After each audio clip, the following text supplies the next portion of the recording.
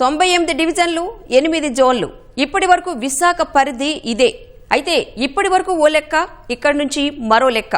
Yes, Sagar నగరం మహాసముద్రంలా విస్తరిస్తోంది.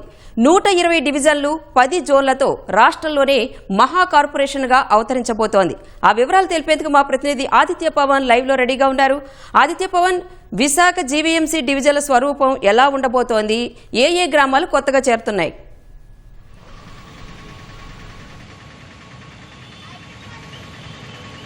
రాణి, మహావిశాఖ నగరపాలక సంస్థ విస్తరిస్తోంది, విస్తరణ చేస్తున్నారు. ఇప్పటి వరకు కూడా 8 జోన్లు ఉన్నాయి, దాన్ని 10 జోన్ల కింద మార్చారు. 98 వార్డులు ఉన్నాయి, 98 వార్డులు కాస్త ఇప్పుడు 120 వార్డులు అవుతున్నాయి. ఇంకా కనుక కొంచెం కసరత్తు చేసి మరికొన్ని ప్రాంతాలు కనుక కలిపినట్లయితే 150 వార్డులు కూడా అయ్యే అవకాశం ఉంది. ప్రస్తుతం ఈ 10 జోన్లలో కూడా 8 నుంచి 10 జోన్లు చేశారు.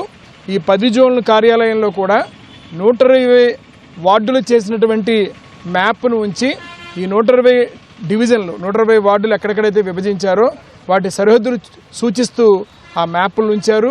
ప్రజలంతా కూడా వారి అభ్యంతరాలు కానీ వారి అభిప్రాయాన్ని కానీ తెలియజేసేటువంటి ప్రక్రియని ప్రస్తుతం ప్రారంభించారు. ఈ రోజు నుంచి ప్రారంభించారు. 24వ తారీఖు వరకు కూడా ప్రజా అభిప్రాయాలు, ప్రజలకు వచ్చేటువంటి అభ్యంతరాలు, ఇతర అంశాలను కూడా తెలియజేసేటువంటి అవకాశం మహావిశాఖ నగరపాలక సంస్థ అధికారులు కల్పించారు. విశాఖపట్నం ముందు విశాఖపట్నం కార్పొరేషన్ 2007లో గాజువాక కలిసిన తర్వాత 78 వార్డులతోటి కార్పొరేషన్ కొనసాగింది. తిరిగి మళ్ళీ 2021 సమయానికి భీమిలి మున్సిపాలిటీ, అనకాపల్లి మున్సిపాలిటీ, అప్పటికే గాజువాక విశాఖపట్నం కలిసినటువంటి ప్రాంతం, ఈ మొత్తం 4 కలిపి 98 వార్డులతోటి మహావిశాఖ నగరపాలక సంస్థగా అవతరించింది. తిరిగి మళ్ళీ ఇప్పుడు 2026లో ఈ 2026లో భీమిలి, అనకాపల్లి, గాజువాక, విశాఖపట్నం ఈ ప్రాంతాలంతా కూడా విస్తరిస్తోంది. ఇప్పటికే భీమిలి నుంచి 64 గ్రామాలని విలీనం చేస్తున్నారు. గతంలో 32 గ్రామాలు విలీనం చేయడం ద్వారా మహానగరపాలక సంస్థ అయింది. ఇప్పుడు 64 గ్రామాలు విలీనం చేస్తున్నారు. ప్రధానంగా 3 మండలాల్లో కూడా ఈ గ్రామాలు ఉన్నాయి. ఆనందపురం, పద్మనాభం, పెందుర్తి పరిసర ప్రాంత మండలాల నుంచి కూడా వీటన్నిటిని కూడా విలీనం చేస్తున్నారు. ఈ 64 గ్రామాలు విలీన ప్రాంతాలను కూడా సూచించారు. ప్రస్తుతం 120 వార్డులుగా విస్తరించేటువంటి అవకాశం ఉంది. ఇప్పటికే 10 జోనల్ కార్యాలయాలు విస్తరించాయి. 10 జోనల్ కార్యాలయాలు కూడా కార్యకలాపాలు కొనసాగుతున్నాయి. 10 జోనల్ మొత్తం కార్యాలయాల్లో కూడా ప్రజలు ఈ కొత్తగా ఏర్పడుతున్నటువంటి 120 వార్డులకు సంబంధించిన సమాచారాన్ని తెలుసుకోవచ్చు. వాటికి సంబంధించినటువంటి సరిహద్దులు, ఇతర భౌగోళిక స్వరూపాలంతా కూడా ఎక్కడికక్కడ నోటీస్ బోర్డులో ఏర్పాటు చేశారు. నోటీస్ బోర్డులు చూసి ఆ సరిహద్దు సంబంధించిన అంశాలు కానీ అభ్యంతరాలు కానీ ఏదైనా ఉన్నా తెలియజేయవచ్చు. రానున్న రోజుల్లో విశాఖపట్నం మరింత విస్తరిస్తుంది. ప్రజలు పెరుగుతున్నారు, ప్రజల సంఖ్య గణనీయంగా పెరుగుతోంది. ఇప్పటికే ఐటీ డేటా సెంటర్లు వస్తున్నాయి. ఒకవైపు అనకాపల్లిలో ఆర్సిలరీ మిట్టలు వస్తుంది, ఒక స్టీల్ ఫ్యాక్టరీ వస్తుంది. ఆ ప్రాంతంలో కూడా పెద్ద ఎత్తున వలసలు వచ్చి ఆ ప్రాంతం అభివృద్ధి అయ్యేటువంటి అవకాశం ఉంది. ఇప్పటికే అనకాపల్లి ప్రాంతం వరకు కూడా గ్రేటర్ విశాఖపట్నం కార్పొరేషన్ కొనసాగుతుంది. అనకాపల్లి మొదలుపెట్టి ఇటు భీమిలి వరకు కూడా, భీమిలిలో ఉన్నటువంటి ప్రాంతాల వరకు మహావిశాఖ నగరపాలక సంస్థ విస్తరించింది. ఇది మరింత విస్తరించేటువంటి అవకాశం ఉంది. అందుకు తగ్గట్టుగా ప్రస్తుతం అధికారులంతా కూడా కసరత్తు చేస్తున్నారు. ఈ మొత్తం వ్యవహారంలో, ఈ మొత్తం ప్రక్రియలో చూసుకున్నట్టయితే అత్యధికమైనటువంటి వార్డులు వచ్చేటువంటి ప్రాంతం నార్త్ జోన్. నార్త్ జోన్లో 20 వార్డులు వస్తున్నాయి. అలాగే గాజువాకలో 19 వార్డులు వస్తున్నాయి. ఈ రెండు కూడా పెద్ద జోన్లుగా అవతరిస్తున్నాయి. 8 జోన్లు ఉండేది ఈ మధ్యనే 10 జోన్లుగా మారింది.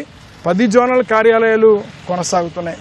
స్థానిక స్వపరిపాలన వల్ల ప్రజలకి ప్రభుత్వం ఇచ్చేటువంటి అనేక కార్యకలాపాలు చాలా సులువుగా జరిగేటువంటి అవకాశం ఉంటుంది. అందులో భాగంగానే విస్తరణ జరుగుతోంది. భీమిలి పరిసర ప్రాంతం కూడా అభివృద్ధి అవుతోంది. రానున్న రోజుల్లో మరిన్ని పారిశ్రామిక సంస్థలు, ఐటీ సంస్థలు, సంస్థలు వస్తున్నాయి.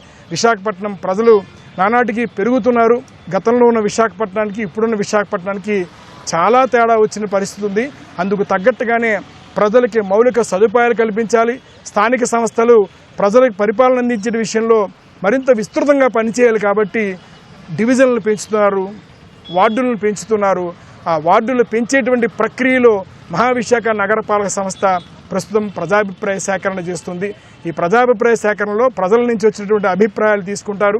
అలాగే అభ్యంతరాలు ఏదైనా ఉంటే ఆ అభ్యంతరాలు కూడా తీసుకుంటారు. ఎందుకంటే వార్డుల యొక్క సరిహద్దు విషయంలో ఇబ్బందులు ఉంటాయి. ఇబ్బందులు వచ్చినప్పుడు ఒక వార్డుకు చెందినటువంటి ప్రజలు తమకు చెందినటువంటి ఏదైనా ప్రభుత్వం తరపున స్థానిక పరిపాలన నుంచి కానీ ఏదైనా కాగితాలు తీసుకోవాలన్నా లేదైనా ఏదైనా ప్రజల ప్రభుత్వం నుంచి అవసరం చేసుకోవాలన్నా ఇబ్బందులు వచ్చేటువంటి పరిస్థితి ఉంటుంది. కాబట్టి ఖచ్చితంగా ప్రజలు వాటి విషయంలో ఇప్పటికే చాలామంది తమ అభ్యంతరాలని తమ అభిప్రాయాలని తెలియజేస్తున్నారు. 10 జోనల్ కార్యాలయాల్లో కూడా ఈరోజు చాలామంది ప్రజలు వచ్చి వారి అభ్యంతరాలను తెలియజేస్తున్నారు. ఎందుకంటే వార్డు యొక్క స్వరూపం మారిపోయినప్పుడు, సరిహద్దు మారిపోయినప్పుడు ఇబ్బందులు వచ్చేటువంటి ప్రక్రియలు ఉంటాయి. ఆ ప్రక్రియలన్నీ కూడా ప్రజలు తెలియజేయాలి.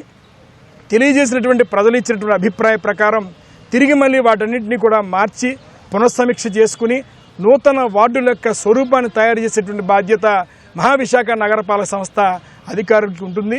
అందులో భాగంగానే 10 జోనల్ కార్యాలయాలు పనిచేస్తున్నాయి. 10 జోనల్ కార్యాలయాలు ఉన్నటువంటి జోనల్ కమిషనర్లకి ప్రజల యొక్క అభిప్రాయాన్ని తెలుసుకోవడానికి, వారి నుంచి వినతులు తెలుసుకోవడానికి ప్రత్యేక కార్యక్రమాన్ని చేపడుతున్నారు. 24వ తారీఖు వరకు కూడా మహావిశాఖ నగరపాలక సంస్థ నూతన వార్డుల భౌగోళిక స్వరూపం మార్చినటువంటి అంశాలు, మారినటువంటి ఆ మ్యాప్ కానీ మారినటువంటి ప్రదేశాల యొక్క సమాచారాన్ని నోటీస్ బోర్డులో ఉంచారు. వాటిని తెలుసుకున్నటువంటి ప్రజలు తమ అభిప్రాయాలు తెలియజేయాలని మహానగరపాలక సంస్థ చెందినటువంటి అధికారులు చెప్తున్నారు. రానున్న రోజుల్లో విశాఖపట్నం రాష్ట్రంలోనే అతిపెద్ద కార్పొరేషన్గా, అతిపెద్ద గ్రేటర్ కార్పొరేషన్గా అవతరించేటువంటి అవకాశం అవుతోంది. అందులో భాగంగానే 120 వార్డులతోటి మహావిశాఖ నగరపాలక సంస్థ 10 జోనల్ కార్యాలయాలతోటి విస్తృతమవుతుంది, విస్తరణ జరుగుతుంది.